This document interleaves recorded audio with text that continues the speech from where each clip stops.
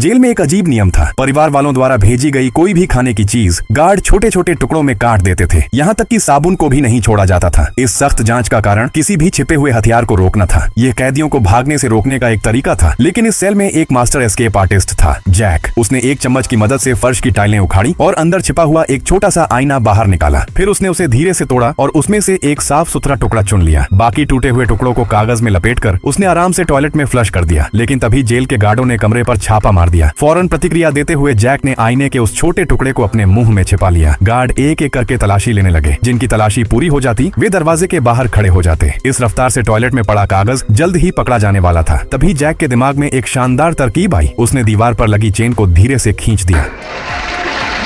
बाहर की तरफ से भी फ्लश किया जा सकता था। इसी वजह से वे बाल बाल बच गए। गार्ड अलमारियों को खंगालने लगे, खाना इधर उधर फेंक दिया, फोल्डिंग बेड की जांच की, खिड़कियां देखी। जब उन्हें कुछ भी असामान्य नहीं मिला तो वे संतुष्ट होकर चले गए। लेकिन जैक के हाथों में सबसे साधारण चीज भी जेल से भागने का औजार बन सकती थी। उसने आईने के छोटे टुकड़े को टूथब्रश के चारों ओर लपेट दिया। जल्द ही उसके पास जेल से भागने के लिए एक बेहतरीन उपकरण तैयार था। जैक ने उसे झरोखे के छेद से बाहर निकाला और अब वो गार्डों की गतिविधियों को साफ साफ देख सकता था। इसके बाद उसने फोल्डिंग बेड के पैर निकाल लिए। उसने उसे हाथ में तौला। उसका वजन बिल्कुल सही था। वो एक कुदाल की तरह काम कर सकता था। आखिर में उन्होंने कोने में रखा कार्डबोर्ड का डिब्बा हटाया और कोने में लगी 5 फर्श की टाइल्स उखाड़ दी, जिससे नीचे की सख्त कंक्रीट दिखाई देने लगी। जैक ने पूरी ताकत से उसे तोड़ना शुरू कर दिया। आवाज काफी तेज थी। उसके साथ ही कैदियों को डर था कि इससे गार्डों का ध्यान आकर्षित हो जाएगा। लेकिन जैक ने पहले ही सब कुछ हिसाब लगा लिया था। उनकी सेल के सामने वाली सेल का टॉयलेट आज मरम्मत के लिए बंद था। अगर उन्होंने यह मौका गंवा दिया तो शायद दोबारा कभी मौका नहीं मिलेगा। और सचमुच सारी आवाजें आपस में मिल गईं। गश्त कर रहे गार्डों को कुछ भी असामान्य सुनाई नहीं दिया। जल्द ही फर्श में दरारें दिखाई देने लगी। उसके साथ ही कैदी बेहद उत्साहित हो गए और बारी बारी से उसे तोड़ने लगे। जैसा कि कहा जाता है, एकता में ताकत होती है। 5 कैदियों की लगातार चोटों से नीचे का छोटा सा छेद धीरे धीरे एक बड़े रास्ते में बदल गया। फिर जैक ने एक कागज का टुकड़ा जलाया और उसे उस छेद में फेंक दिया। लौ टिमटिमाने लगी। इसका मतलब था कि वहाँ हवा का बहाव था, यानी सुरंग कहीं न कहीं जाती थी। लेकिन आखिर कहाँ, यह कोई नहीं जानता था। उन्होंने टूटी हुई कंक्रीट और मिट्टी को उसी छेद में डाल दिया और फैसला किया कि रात में इसकी जांच करेंगे। काम खत्म करने के बाद उन्होंने फर्श को पहले जैसा कर दिया और सारे औजार वापस अपनी जगह रख दिए। फिर वे धैर्य से आखिरी बेड चेक का इंतजार करने लगे। जैसे ही गार्ड वहां से गए, उन्होंने अपनी फरारी योजना के दूसरे चरण की शुरुआत कर दी।